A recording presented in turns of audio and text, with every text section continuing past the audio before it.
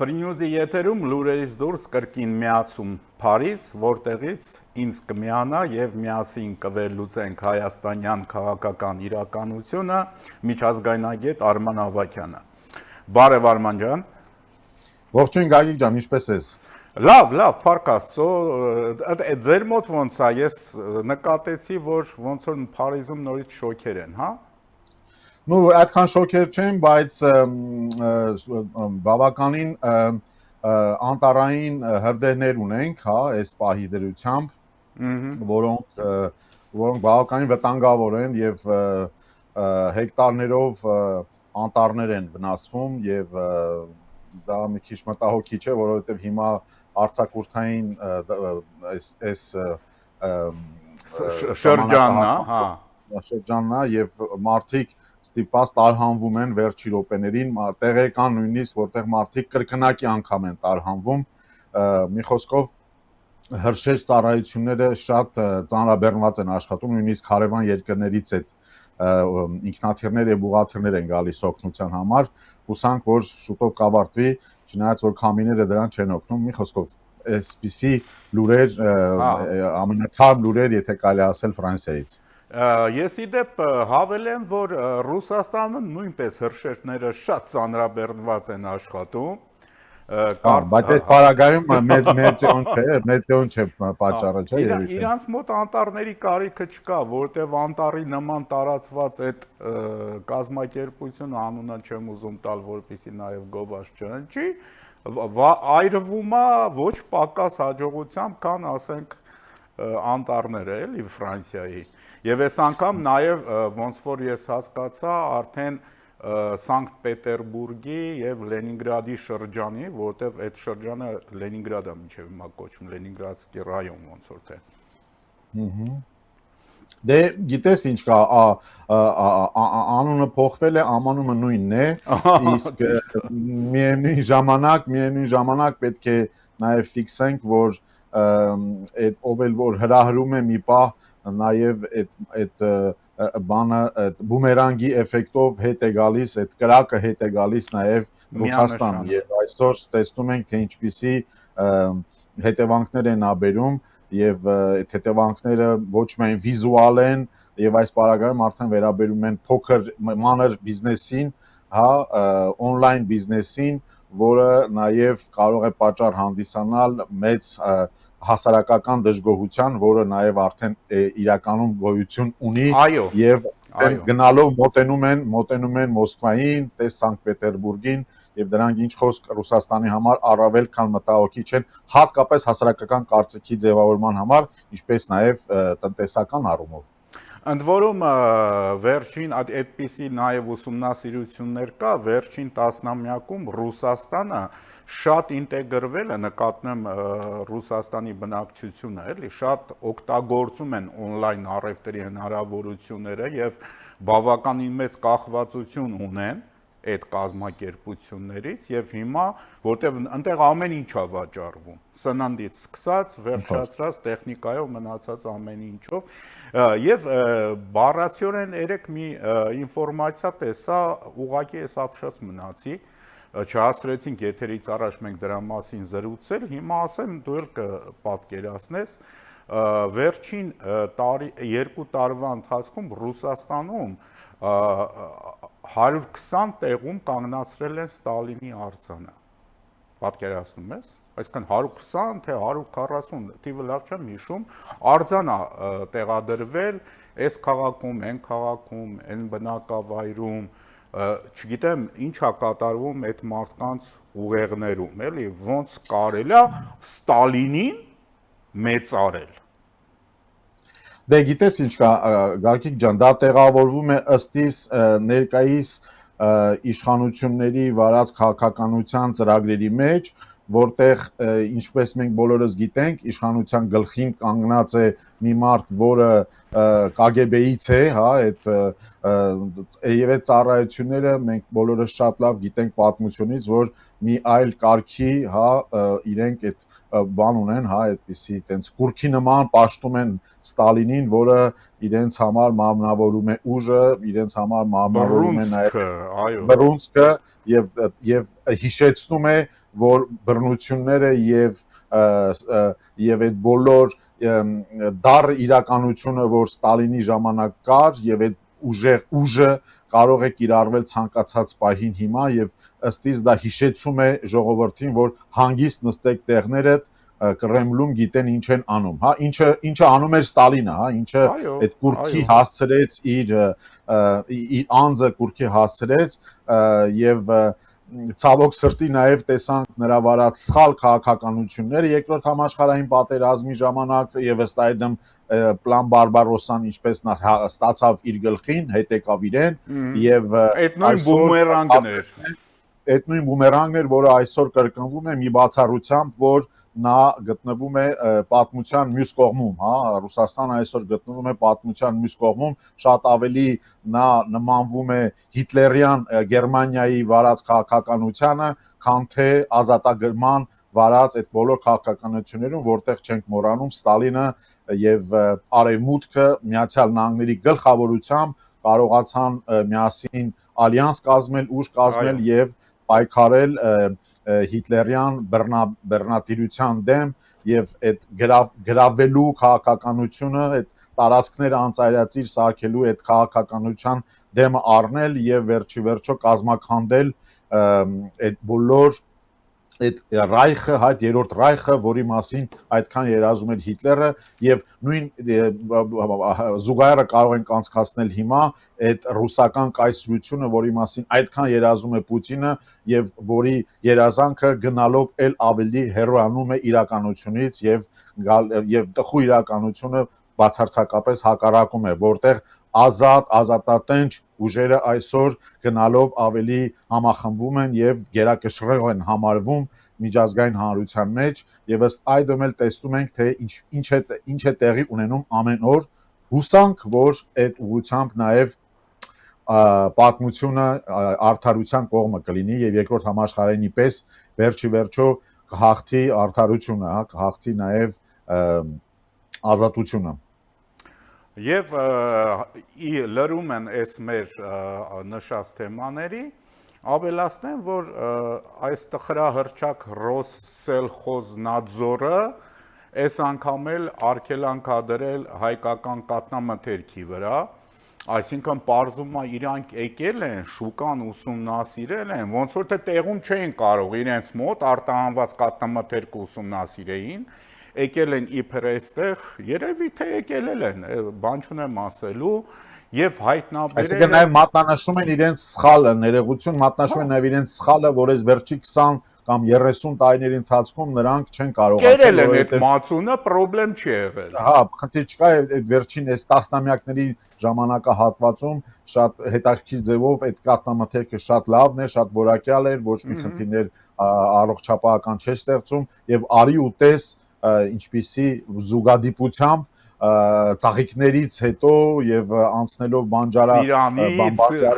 մթերքները, բոլոր մթերքները եկանք հասանք նաեւ կաթնամթերքների, դե ինչ, դա պարզ քաղաքականություն է եւ հենց մեր այսօրվա ընտրությունները պետք է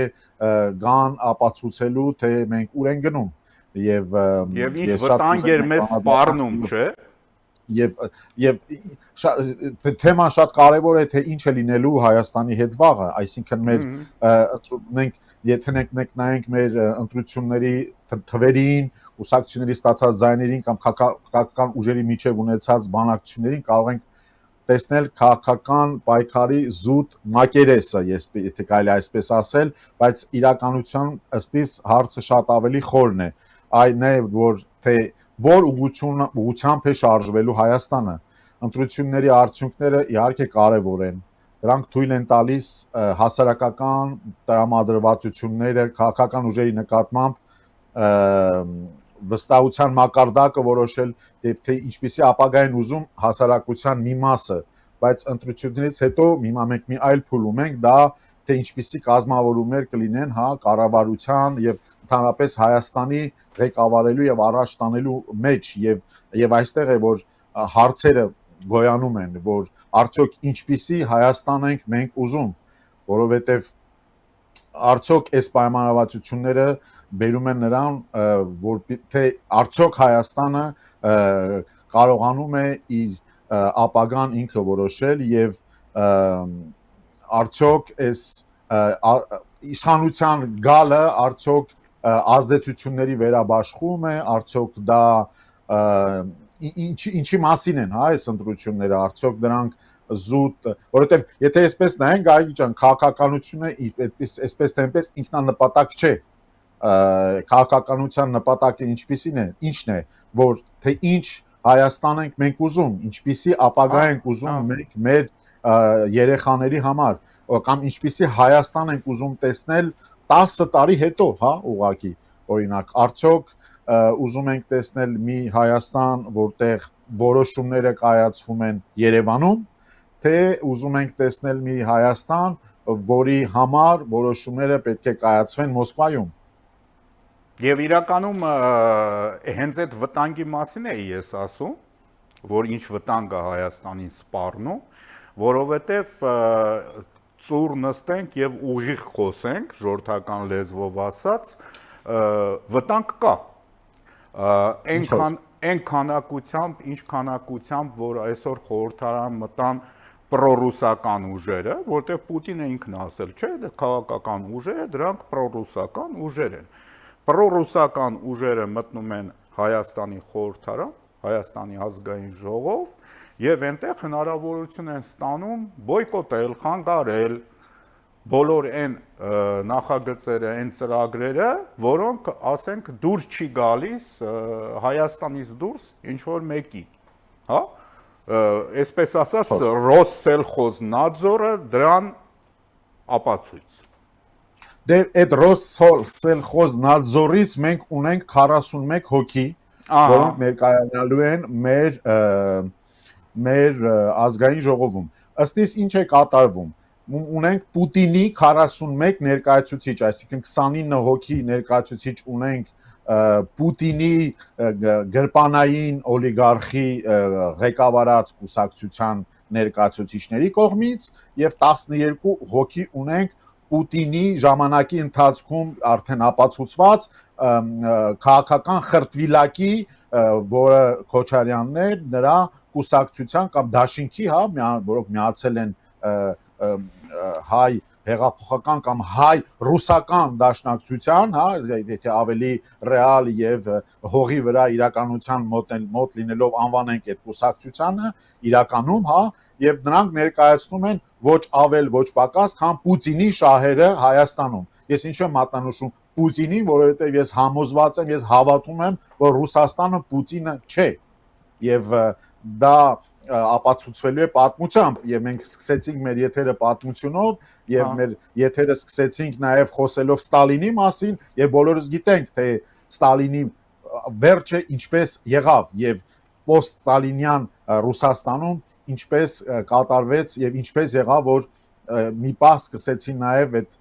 բոլոր Ստալինյան սխալների մասին խոսել եւ ես հավատում եմ որ դա բնականաբար գալու է եւ այո դու ճիշտ ես, իրավացի ես մատնանշելու վտանգը, որովհետև եթե մենք առաջ կարող ենք խոսել Ռուսաստանի վտանգի մասին այն պահից ելնելով, որ նրանք կարող են ֆիզիկական ուժ կիրառել, ավելի ճիշտ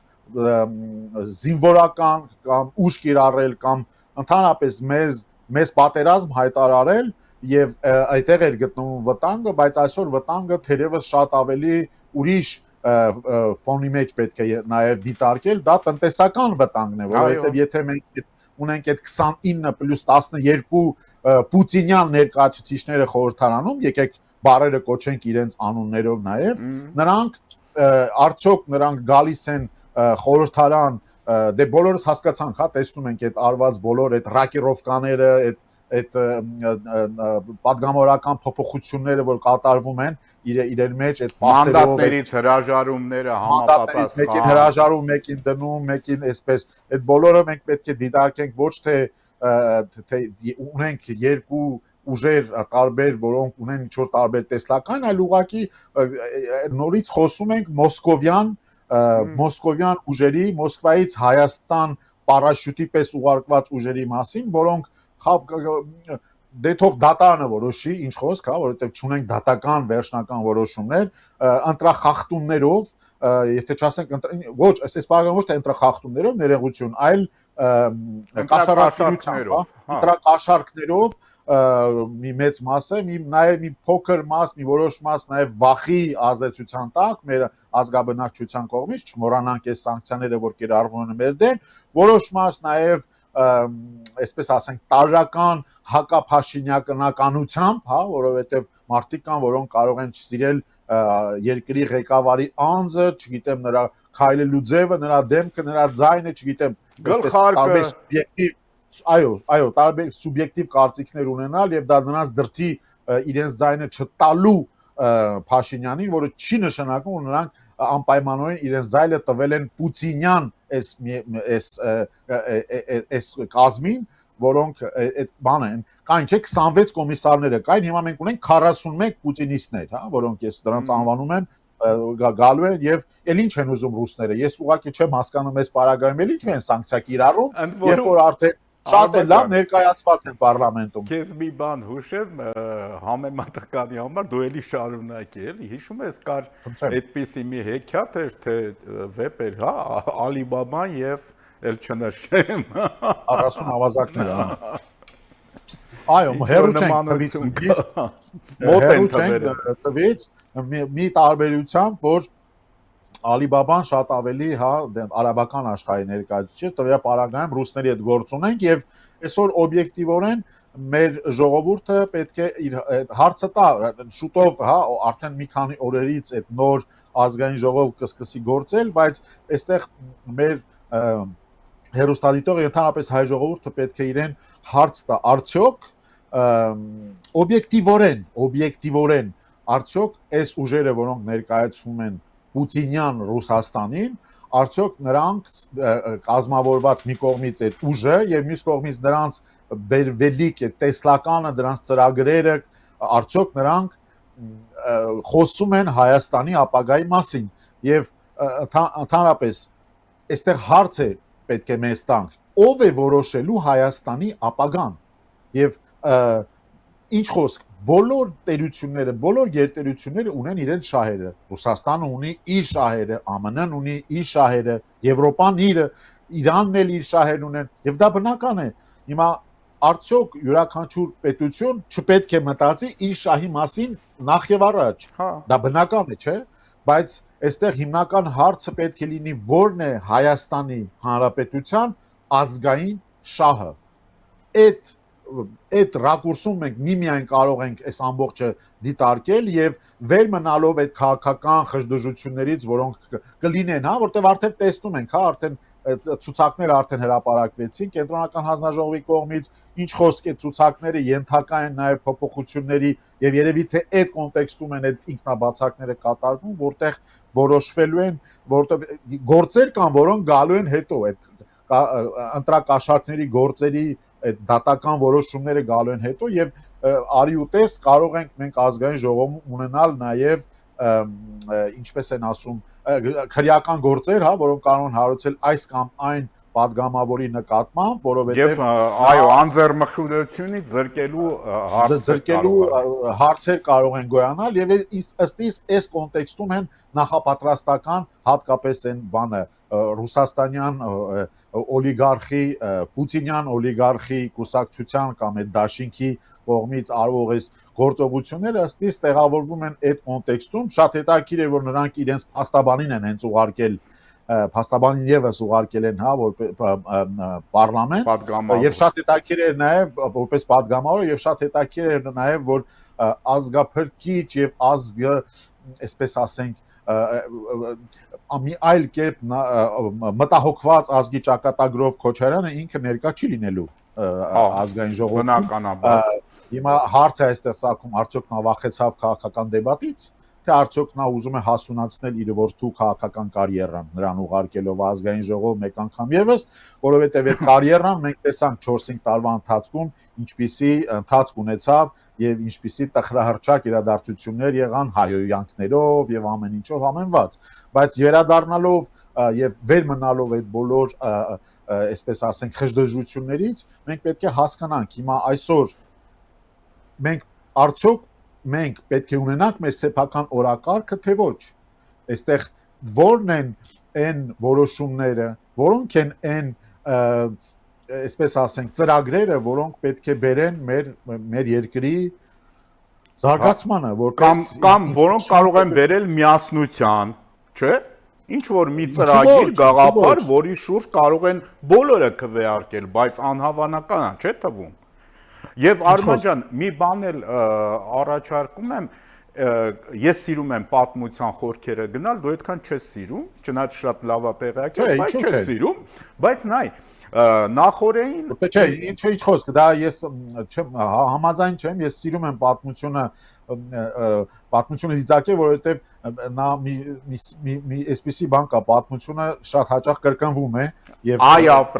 այսպես այն կրկնվում։ Խնդրեմ շարունակի։ Ես հենց դա նկատի ունեի եւ ինչ տեղի ունեցավ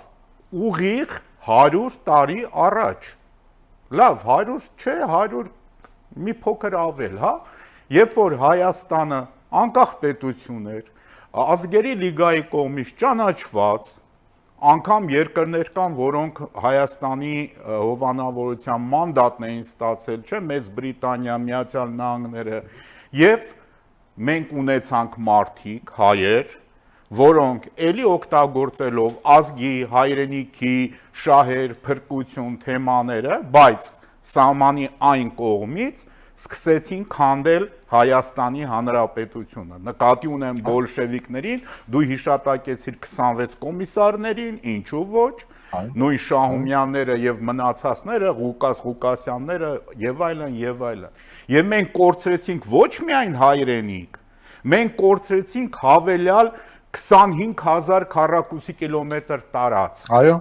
Շնորհիվ այդ հայրենասեր հայերի, որոնք կրկին տանում էին պրոռուսական նարատիվներ։ Ոչ մի տարբերություն։ Եվ այդ պատմությունը այստեղ կրկնվեց նաև Արցախի պարագայում, հա, պարագայում, որտեղ մենք կոնկրետ կորցրեցինք տարածքներ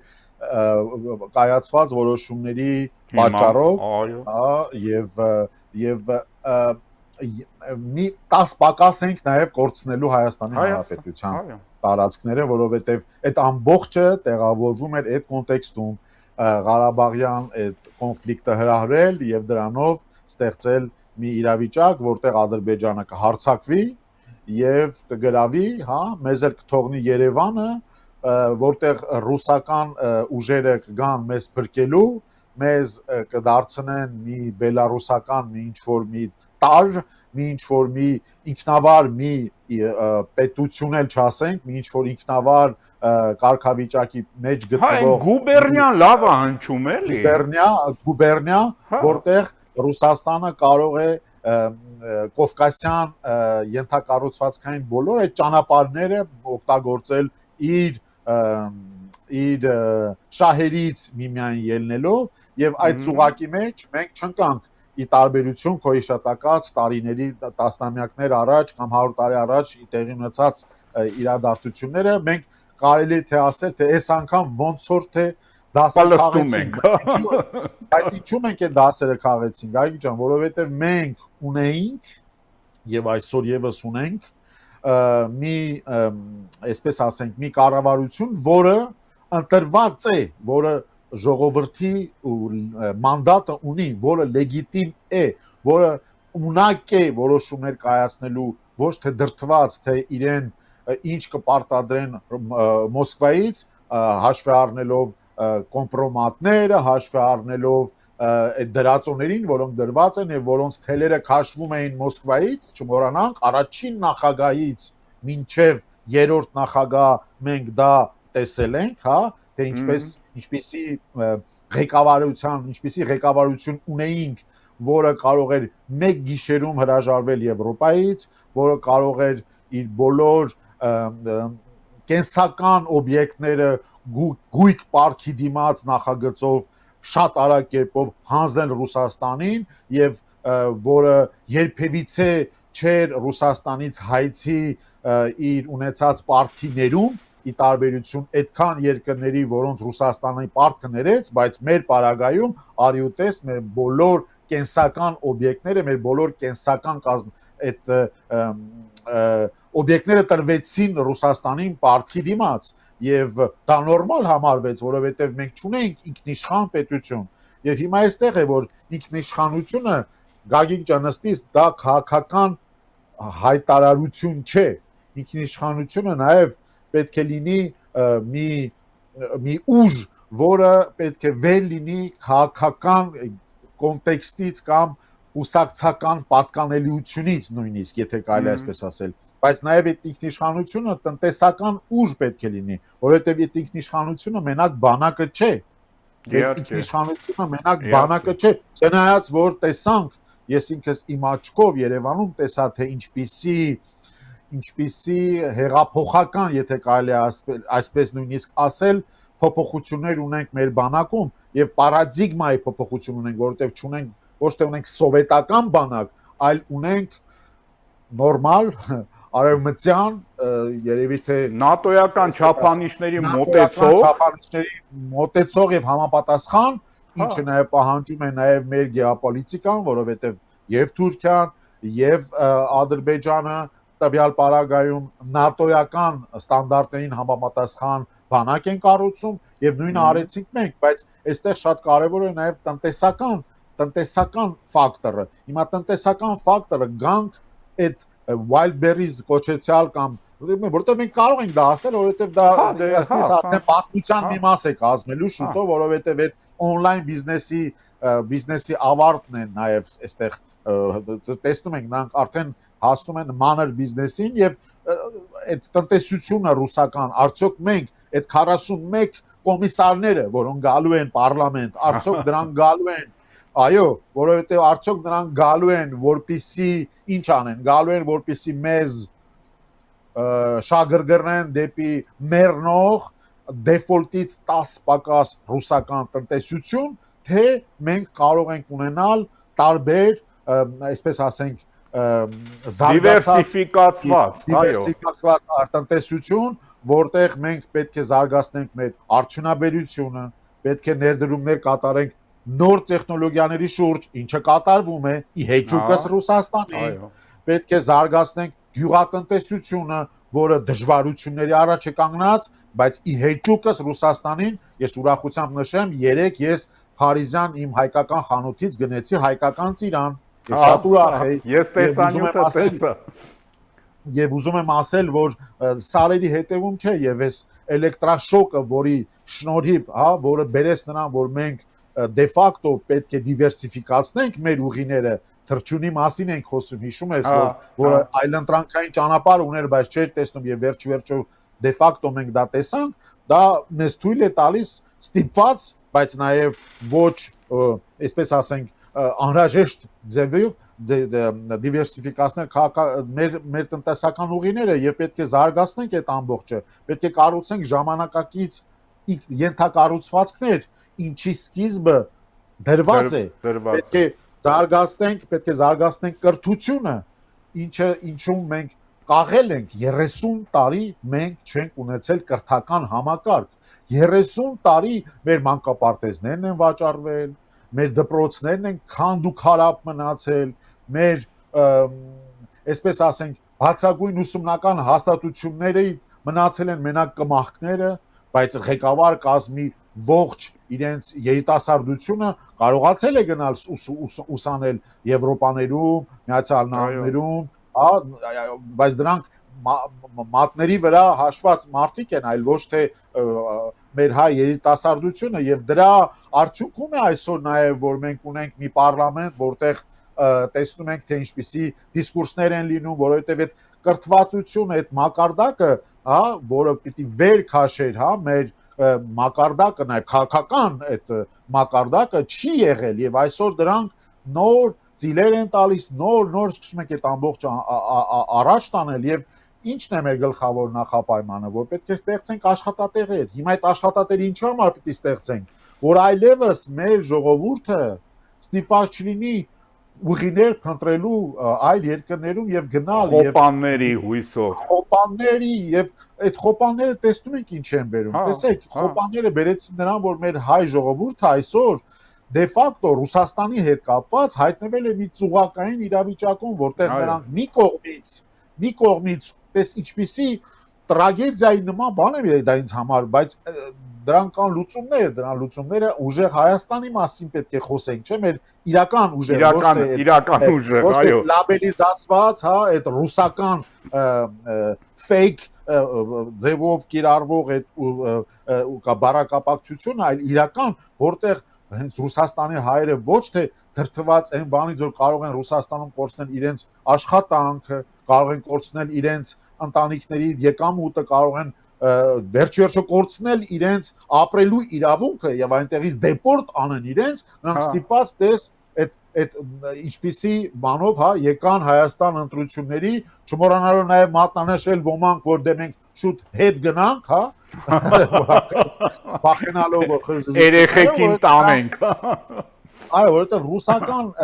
այդ իշխանությունը հիմնված է վախի վրա, չընտրված իշխանությունը հիմնված է վախի վրա։ Ստալինի մասին է խոսում, նրանք այդ արձաններին չեն կանգնացնում բախեցնելու համար եւ վերջիվերջո այդ խոպանը գոյացել է մեր անողնաշար, բայց ինչու համար ասենք անողնաշար։ Այդ երեք նախագահներն ընդամենը եղել են Ռուսաստանի KGB-ի, չգիտեմ, որն ուզում եք ասել, դրածոները Հայաստանում։ Եվ նրանք չեն ունեցել այդ իրավունքը, որևիցե մի բան որոշել է, եւ մեր ժողովուրդը տես ինչպիսի տասնամյակների ընթացքում արտագաղթել է եւ հիմա պետք է ստեղծենք այդ պայմանները, որ այլևս չլինի դա, այլ արտագաղթ այլևս չլինի։ Ես ուրախ եմ կոնստատացնելու, որ ունենք ներգաղթ, որ ունենք նաեւ ներգաղթ, եւ դա է տնտեսության ապագան եւ այդտեղա որ մենք պետք է այդ աշխատատեղերը դիտարկենք, ոչ թե փուչիկային թվեր, փուչիկային 300,000 ինչ-որ աշխատատեղեր որտեղից, մի հատ մեզ մատնանշեք դրանք ինչպիսի կարող են լինել, եթե ձեր ուժերը, այդ կոմիսարների ուժերը, նրանք դրթված են միայն մի երկրից, որի տնտեսությունը այսօր աղետալի իրավիճակում է եւ ել ավելի նա խոցելի է դառնում տնտեսական առումով եւ եթե դուք ուզում եք Ռուսաստանը մեր վրա բարթել տնտեսապես դա սխալ է, դա տնտեսական սխալ է եւ այդ այսօր ըստ իս իրականությունը պետք է առերեսվել իրականության հետ։ Հետո մի ուրիշ բան էլ կա, ես Արման ջան, մենք եթերաժամը սպառել ենք մի քիչ ավելի կարճ, ասա միտքդ, հա։ Ես ավարտեմ միտքս, որովհետեւ շատ կարևոր բան է ըստ իս, մենք այսօր շատ մեծ հետաքրքրություն ունենք մեր դիվերսիֆիկացման այդ շրջանակներում, հետաքրքրություններ ունենք միջին արևելյան, հա, երկրներ, արաբական երկրներ, բայց եկեք մի հատ դիտարկենք արաբական երկրների պատմությունները, մի հատ եկեք դիտարկենք։ Մի հատ նայեք նրանք օրինակ Կատարը ինչպիսի առաջընթաց է ունեցել եւ ինչպես է որ սկսվեց, ինչ խոս նրանք գտան գազ, նրանք գազի վրա, հա, գազի այդ պաշարների վրա մեծ ակցենտ կատարեցին եւ հաղթող դուրս եկան, որովհետեւ այսօր ունեն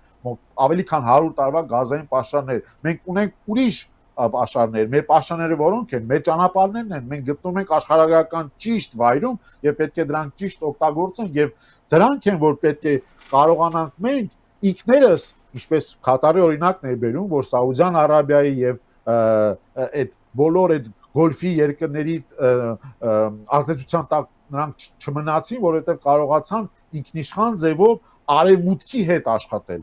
Արևմուտքի հետ աշխատելու շնորհիվ է այսօր, որ Կատարը այդպիսի առաջընթաց ունեցավ եւ այսօր մենք արևմուտքը ավելի քան հետաքրքրված է մեզանով եւ մենք իրավունք չունենք մեր երեխաների ապագան կապելու տնտեսապես նույնիսկ դեռ քաղաքական է մի կողմ Ռուսաստանի մի երկրի հետ, որը այսօր վերջանում է տնտեսապես։ Այսօր նրանք իրենք խնդիր ունեն եւ թող չվերցնեն այդ կաթը, այդ կատնամթերքը կգնա, հա, եթե մենք այսպես նայենք, ինչ խոս դժվար է, ինչ խոս շատ, բայց դա մեզ դրթելու է նաև գտնելու նոր ուղիներ, որպեսզի մեր արտահանումները կատարել շատ ավելի ցիվիլ եւ գնողունակ երկրներ։ Շնորհակալություն Արման ջան։ Ցավոք եթերաժամը կրկին մեր մոտ սպառվեց, դե հաջորդ շաբաթ թեման կշարունակենք, հաստատ նոր զարգացումներ։ Ասելիքները քիչ չեն։ Այո, շնորհակալություն։ Ես եմ շնորհակալ։ Եվ վերջում հիշեցնեմ, որ Երևան-Փարիզ ձևաչափով զրուցում էինք միջազգայնագետ Արման Ավագյանի հետ, ամեն ինչ լավ կլինի։ Ամեն բարիք ձեզ։